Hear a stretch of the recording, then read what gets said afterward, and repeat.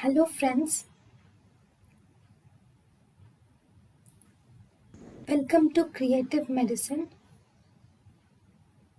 In this lecture, we will learn about Then we have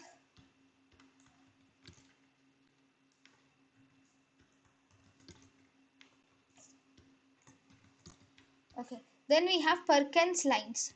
So what are these Perkins lines? Perkins lines are actually the vertical lines. These are the vertical lines which are drawn. This is the acetabulum. So this is the superior margin of the acetabulum.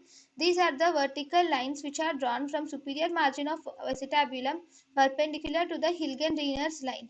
Actually, this line which is drawn from the midpoint of the acetabulum is called as Hilgen-Riener's line. So these vertical lines which are drawn perpendicular to these Hilgen-Riener's lines are called as Perkins lines.